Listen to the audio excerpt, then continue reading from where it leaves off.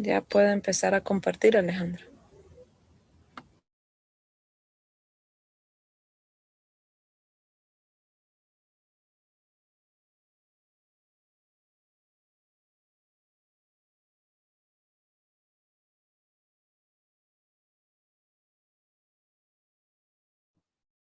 Bueno, buenos días, maestros y compañeros.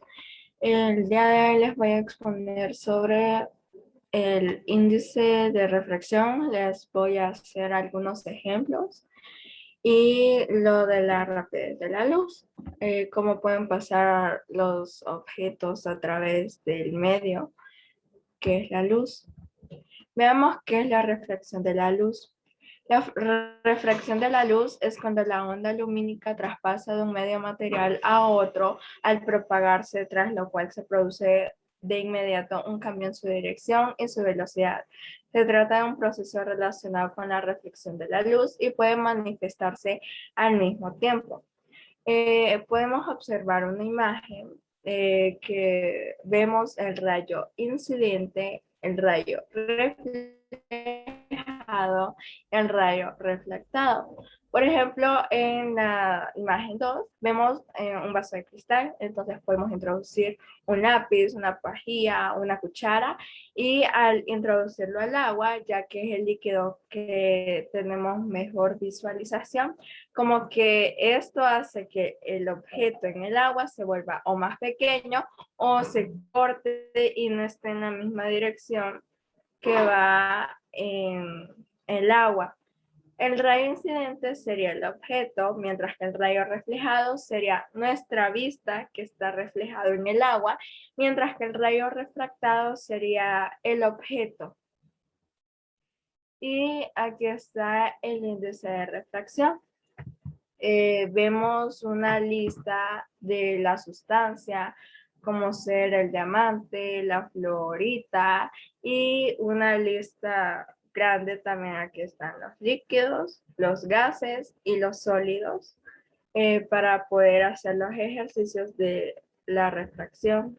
La fórmula es igual al índice de refracción igual a la velocidad de la luz en el vacío, que se interpreta como una C, y la velocidad de la luz en el medio, que se interpreta como una B.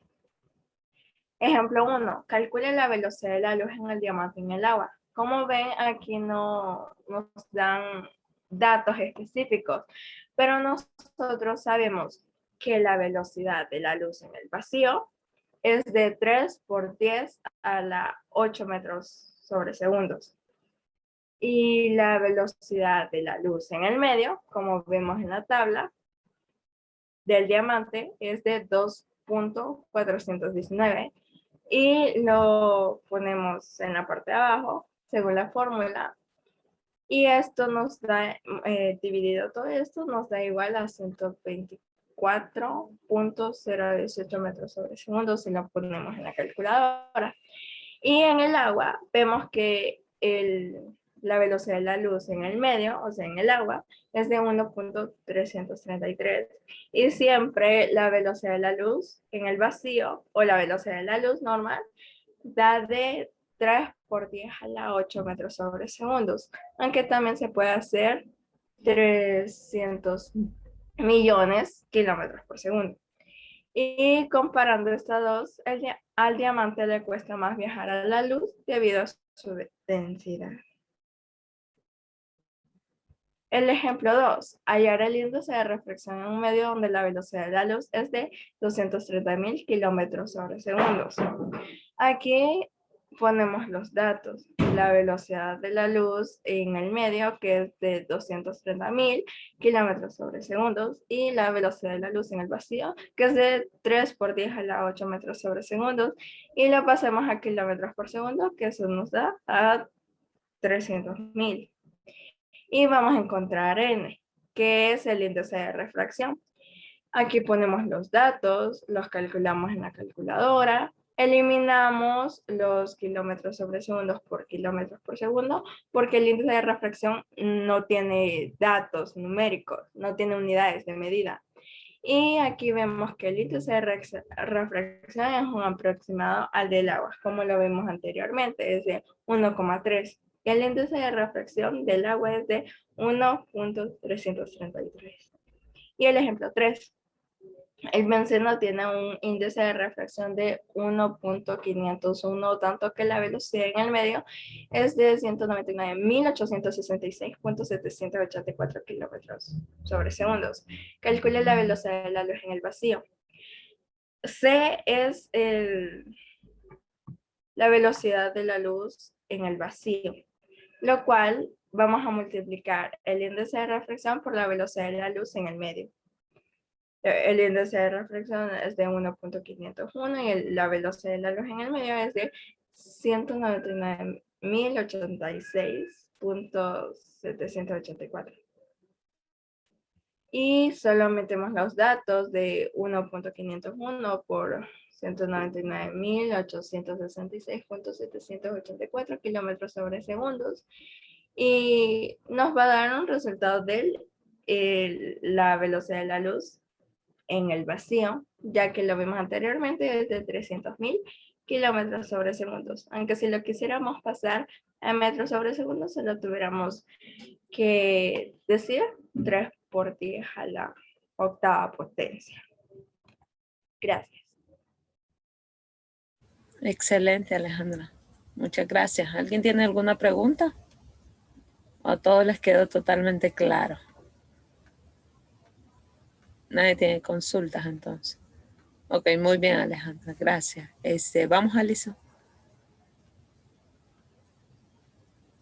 ¿Me puedes compartir pantalla, Alex, por favor?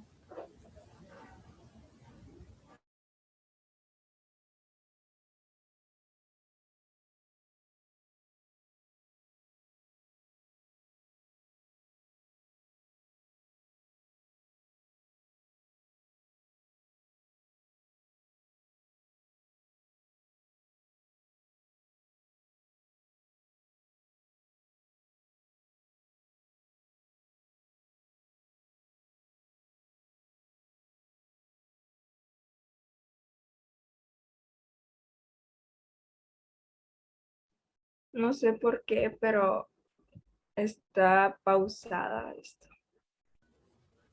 Pero dejó de compartir la suya. Pero estoy compartiendo, o no se ve. No, no se ve. Solamente dice Alejandra. Pareciera que sí estuviese compartiendo, pero no se ve la pantalla.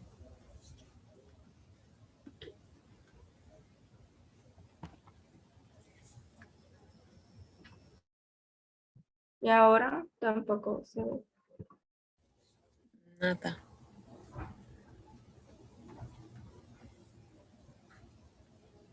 Okay. Vamos a ver si Ana puede compartir.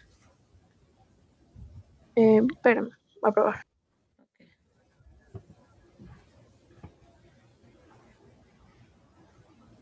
¿Se ve o no? Sí. Se mira en blanco.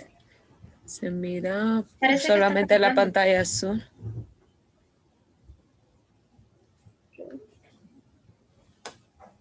Okay.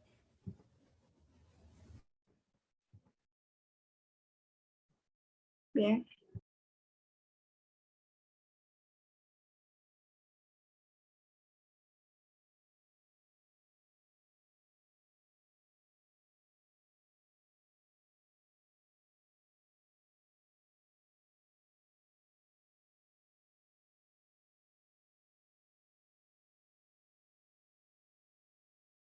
Ahora. Ahora sí.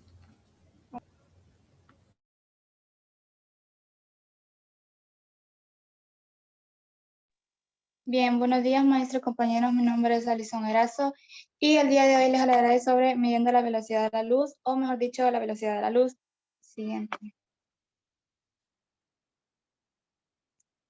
Bien, ¿qué es la velocidad de la luz? La velocidad de la luz es una medida estipulada por la comunidad científica, generalmente utilizada por los ámbitos de la ciencia, de estudios físicos y astronómicos. La velocidad de la luz indica la cantidad de distancia que la luz recorre, por unidad de tiempo. También es fundamental para el estudio de los cuerpos celestes, astronómicos, para saber cómo es su comportamiento y la transmisión de radiación electromagnética y cómo la luz es percibida por el ojo humano.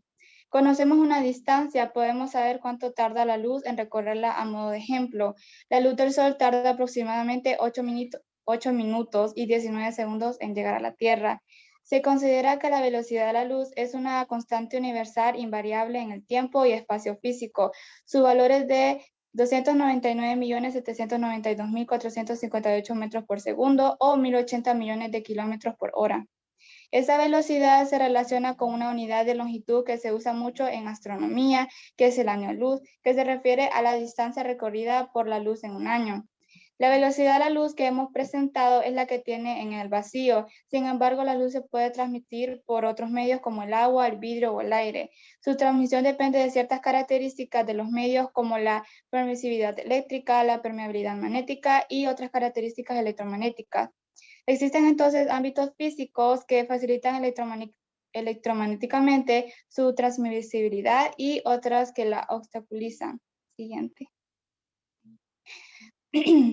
Veamos entonces la velocidad de la luz en distintos medios. En el vacío es de 300.000 kilómetros por segundo, en el aire de 2.999.920 kilómetros por segundo, en el agua es de 225.564 kilómetros por segundo, el diamante es de 123.967 kilómetros por segundo, el etanol es de 220.588 kilómetros por segundo y el cuarzo es de 205.479 kilómetros por segundo.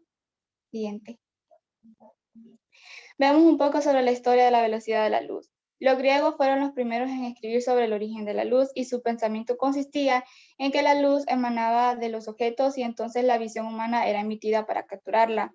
Hasta el siglo XVII no se consideraba que la luz viajara, sino que era concebida como un fenómeno instantáneo. Sin embargo, esto cambió a partir de la observación de los eclipses. Fue recién Galileo Galilei quien, mediante la realización de ciertos experimentos, cuestionó este principio de instantaneidad de la distancia que recorre la luz, pero no obtuvo resultados que ayudaran a calcular el tiempo de transmisión de la luz. Siguiente. No fue hasta entonces que Ole Romer fue el primero en intentar medir la velocidad de la luz en el año de 1676. Con un éxito pertinente, Romer detectó mediante el estudio de los planetas de la sombra terrestre reflejada sobre el cuerpo Júpiter que el tiempo entre los eclipses era menor cuando la distancia a la Tierra decrecía y viceversa. Obtuvo un valor de 214.000 kilómetros por segundo, un número aceptable dado el nivel de precisión con el cual se podía medir en aquella época la distancia de los planetas. Luego, en 1728, James Bradley también estudió la velocidad de la luz, pero observando la transformación de las estrellas, detectando cuál era el desplazamiento que se daba en relación al movimiento de la Tierra alrededor del Sol. De ello obtuvo un valor de 301.000 kilómetros por segundo. También, a partir del año de 1970, la medición mejoró cualitativamente con el desarrollo de los aparatos láser que tienen mayor capacidad, gran estabilidad y utilizan relojes de cesio que mejoran la exactitud de las mediciones. Siguiente. ¿Puede haber algo más rápido que la luz? Bien, cuando una partícula se acerca a la velocidad de la luz, su masa tiende al infinito. Haría falta una energía infinita para seguir acelerándola y es algo que nunca se consigue. Experimentalmente, nunca se ha visto nada que vaya más rápido que la luz, que se mueve a 300.000 kilómetros por segundo. Y tenemos una explicación teórica por ello, la teoría de la relatividad espacial de Einstein. Esta teoría dice que nada puede ir más rápido que la luz. Einstein la construyó a partir de dos observaciones que aparentemente eran contradictorias. Por un lado, estaba la relatividad de Galileo, en ella se explicaba el concepto de velocidades relativas entre sistemas y cómo se hacía la suma de velocidades. El otro hecho en que Einstein se apoyó es que a finales del siglo XIX había experimentos para medir la velocidad de la luz en sistemas en movimiento. El más famoso, es el que se intentó medir lanzando un rayo de luz en la dirección del movimiento de la Tierra y otro en la dirección perpendicular. Según la teoría de Galileo, se esperaría que por la suma de velocidades, el que se movía en paralelo a la Tierra debía ir más rápido que el que se movía en perpendicular, pero esto no ocurrió. La velocidad de la luz era siempre la misma independientemente de si se movía dentro de un sistema que ya estaba en movimiento o no. Eso contradecía la relatividad de Galileo, la suma de velocidades no se aplicaba a la luz. Siguiente. ¿Por qué solo los fotones pueden viajar a la velocidad de la luz? La respuesta es que la aceleración hace aumentar la masa de los objetos. A mayor masa, menor aceleración, pero la masa de los fotones es igual a 0 y no necesitan acelerar porque desde el momento que estos nacen ya están a máxima velocidad. Ahora, las fórmulas a utilizar para calcular la velocidad de la luz son 3. La C, que significa rapidez de la luz, la F, que todos los conocemos, que es frecuencia, y lambda, que significa longitud de luz, de onda, perdón, que lo pueden ver en la página 208 de su libro de física. Las 3 fórmulas. Para encontrar la rapidez de la luz es igual a frecuencia por lambda. Para encontrar la frecuencia es igual a la rapidez de luz entre lambda, perdón. Y para encontrar lambda es igual a la rapidez de luz entre frecuencia. Ahora veamos unos pequeños ejemplos. Ejemplo número 1 dice, la longitud de onda de la luz verde de un semáforo está alrededor de 522 nanómetros. ¿Cuál es la frecuencia de esta radiación? Lo primero que siempre debemos de hacer es poner los datos. Nos están dando una longitud de onda que es de 522 nanómetros. También la rapidez de la luz, que siempre va a ser 3 por 10 a la 8 metros por segundo. Y nos están pidiendo que encontremos la frecuencia. Según las fórmulas que vimos antes, para encontrar la frecuencia sería frecuencia que es igual entre la rapidez de la luz entre lambda. Entonces, la solución. La rapidez de la luz, que es 3 por 10 a la 8 metros por segundo, entre lambda, que sería 522 nanómetros. Pero estos nanómetros se tienen que convertir a metros. Entonces, un nanómetro equivale a 1 por 10 a la menos 9. Entonces, para convertir sería 522 por 10 a la menos 9 metros. Siempre se tienen que eliminar los metros porque la unidad de la frecuencia es hertz. Entonces, si dividimos esto en la calculadora, nos quedaría 5.75 por 10 a la 14 Hz. Siguiente. Veamos otro ejemplo. ¿Cuál es la frecuencia aproximada en Hz de una onda de luz que viaja por el vacío con una longitud de onda de 650 nanómetros? Aquí también nos están pidiendo que encontremos frecuencia. La C, que la rapidez de la luz siempre va a ser 3 por 10 a la 8 metros por segundo. Y nos están dando la longitud de onda, que sería 650 nanómetros.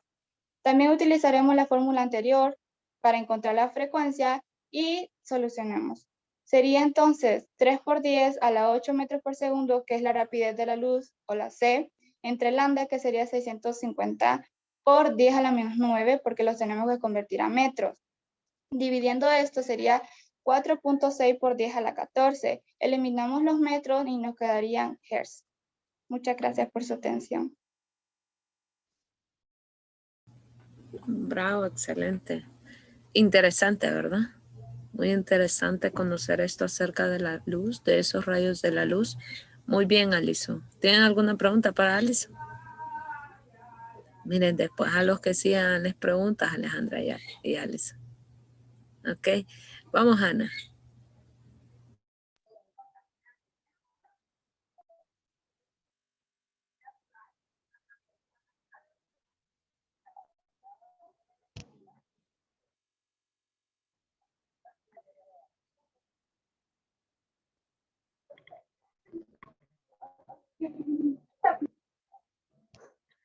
¿Pueden ver la pantalla?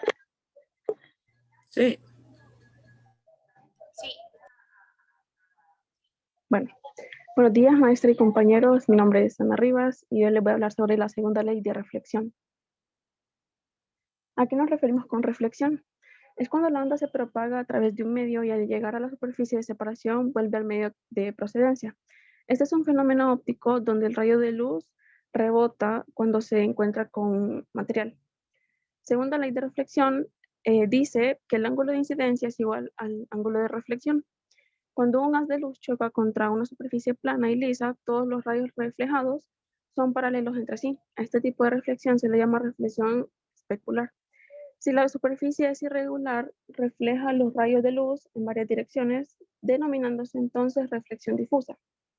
Evidentemente, la velocidad en que se propagan los dos rayos es la misma. ya que el medio en el que lo hacen también lo es. Esto no ocurre así en la refracción, que se caracteriza precisamente por el cambio de velocidad que experimenta el rayo al pasar de un medio a otro.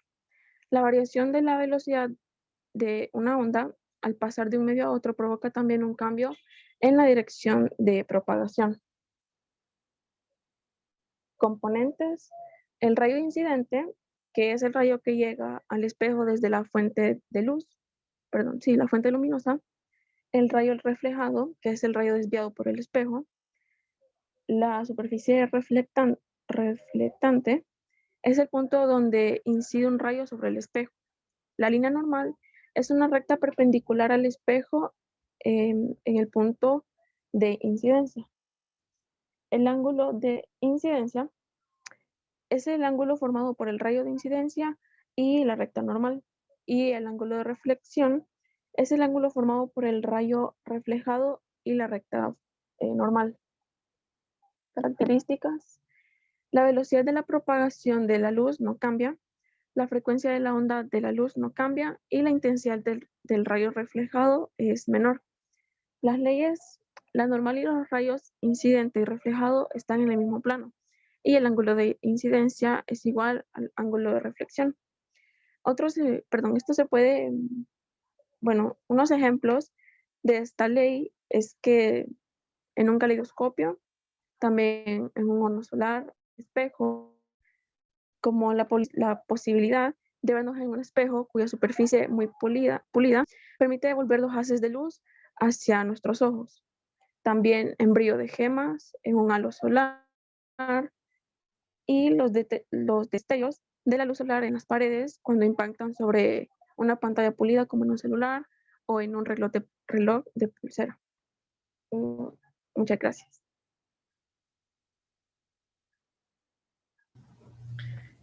¿Qué diferencia notaron en la presentación de Ana con la anterior? Que es más teoría que práctica.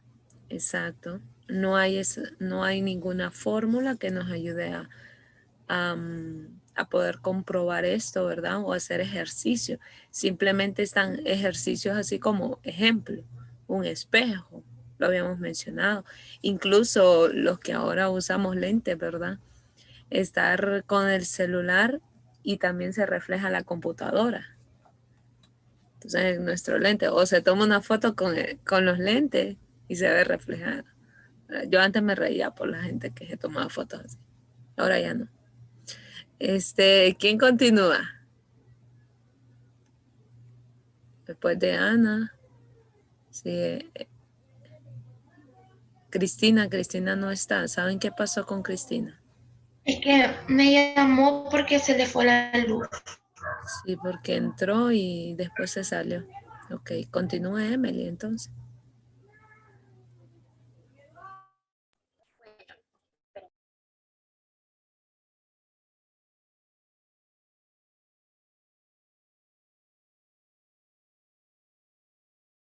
Ven la pantalla. Ahí sí.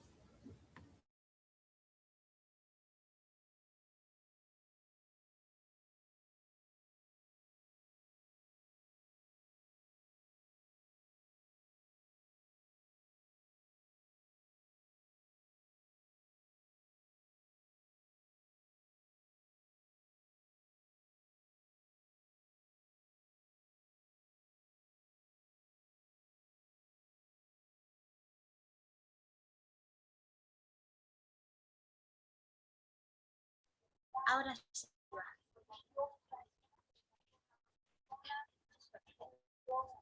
Buenos días, maestra, compañeros y compañeras. Mi nombre es Emily Valeriano y el día de hoy les voy a hablar sobre las sombras alargadas en la playa. ¿Qué es una sombra? Una sombra es una región de luz y oscuridad donde la luz se obstaculiza. Una sombra ocupa todo el espacio detrás de un objeto opaco con una fuente de luz a él. La sección eficaz de una sombra es la silueta bidimensional o una proyección del objeto invertida que aspira la luz. Características de la sombra. Cuanto mayor es el ángulo entre la dirección de la luz y un objeto, habrá más distorsiones. Un ejemplo podría ser, digamos, si tenemos a una persona, digamos, a ver, tenemos a una persona que va caminando por la playa. Entonces, digamos que el sol se encuentra aquí y como nos dice aquí que entre mayor sea el ángulo de la dirección de la luz, mayor habrá, bueno, habrá mucho más distorsiones en la persona, animal, objeto, persona. Entonces, la luz va a reflejar una sombra y, ay, no sé. Entonces, como el ángulo aquí, de aquí a aquí, es mayor, o sea que habrá una mayor distorsión, o sea, la persona o el animal, el objeto, se mirará mucho más distorsionado, se mirarán largas, con las piernas largas, los brazos largos y así sucesivamente. Si hay múltiples fuentes luminosas, habrá múltiples sombras, con las partes solapadas más oscuras o con una combinación de colores. Cuando una persona o un objeto están en contacto con una superficie, las sombras convergen en el punto de contacto. Sombras de colores. Si solo existe una fuente de luz, el color de la sombra será de color gris.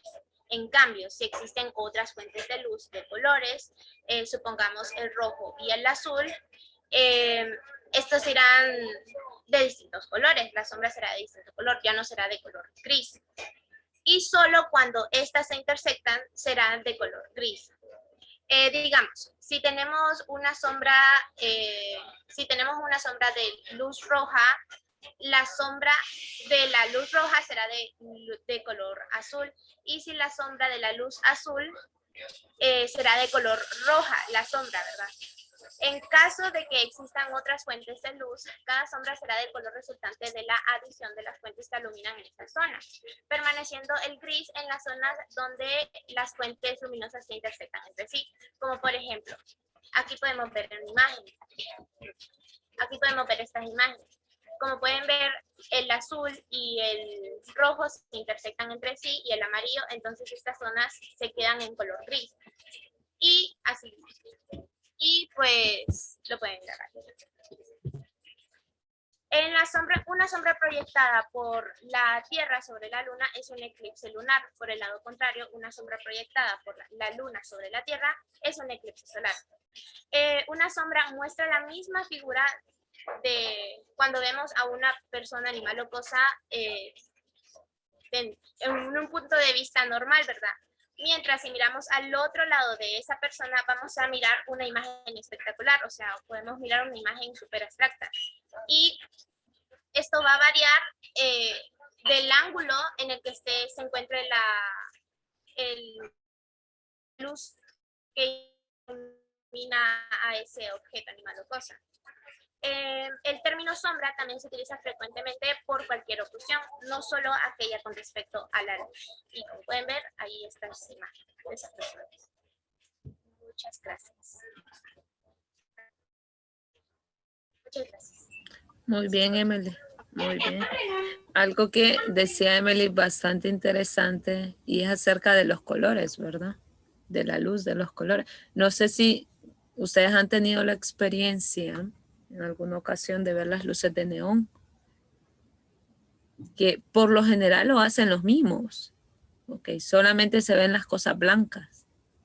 Usted se viste todo de negro y solo tiene guantes blancos y de neón apagan todas las luces y solo con esas luces de neón solo se miran los guantes blancos. Es bastante genial y participar en una obra de eso es bastante bueno, interesante. Vamos con Luna.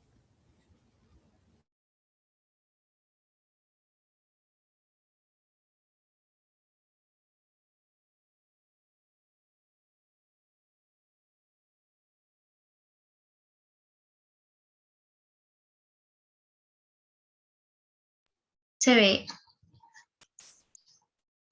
Sí, Luna. Ok. Bueno, buenos días. Yo le puedo hablar sobre el sombra.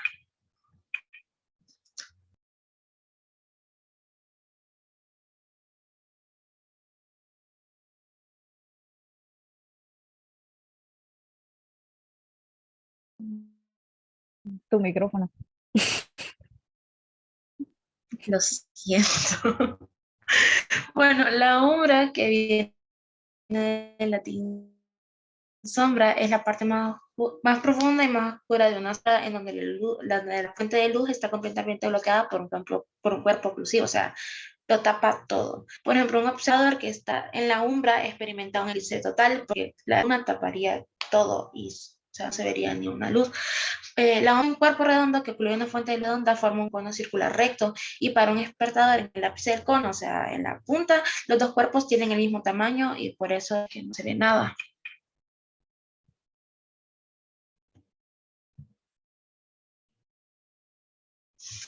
Bueno, para explicarles este ejemplo, les voy a explicar un poco sobre lo que es penumbra, pero no me voy a dar perdón para los que tienen el tema.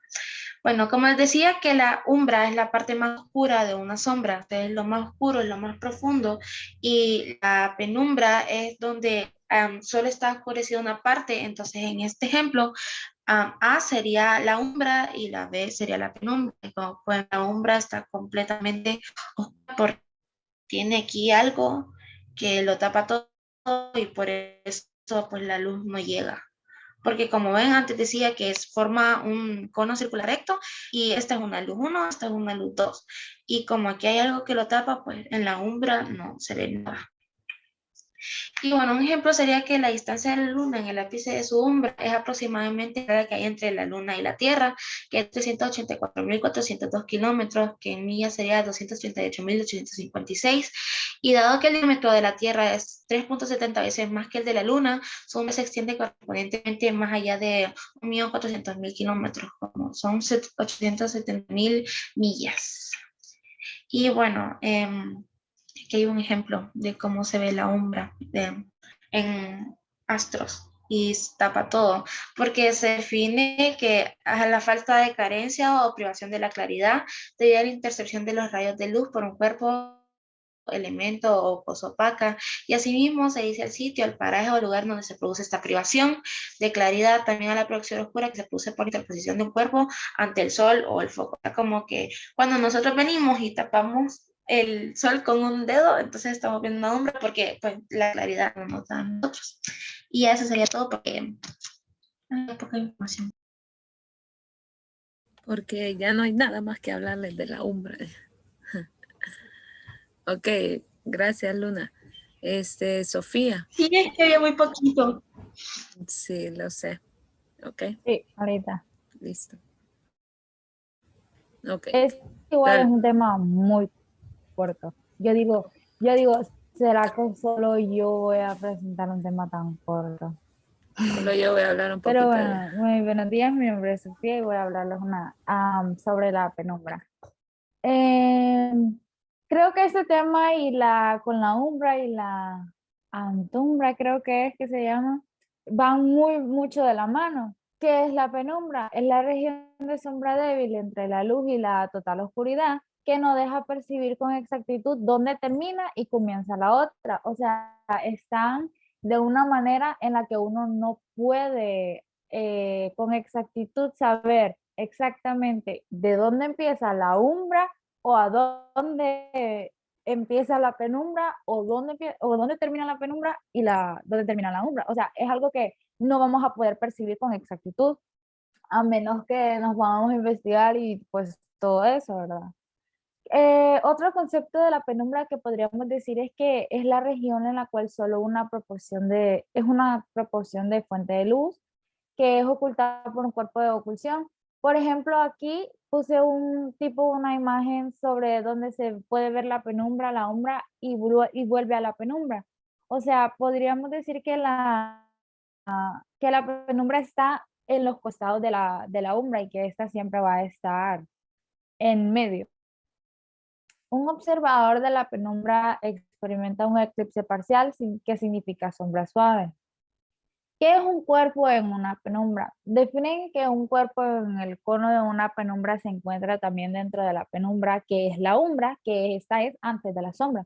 Es la parte más oscura y recóndita de una sombra, donde la fuente de luz es completamente bloqueada por un cuerpo opaco. Por ejemplo, cuando ocurren los eclipses, entonces ahí podemos visualizar un poco sobre el concepto de la umbra y la penumbra y la antumbra. Gracias. Por un momento pensé que estábamos en un trabalengua. Umbra, Estaba hablando, penumbra, antumbra. yo estaba hablando muy rápido, ¿no, verdad? No, está bien. Gracias, Sofía. Pues solamente nos queda Aarón y Mario, ¿verdad? El tiempo pues nos apremia, solo queda 1 minuto. Se me quedaron todos congelados. Sí me escuchan bien, ¿verdad? Ok. Luego vamos a continuar, vamos a tomarnos unos 10 minutos de la clase de diseño para que Aarón y Mario nos puedan presentar.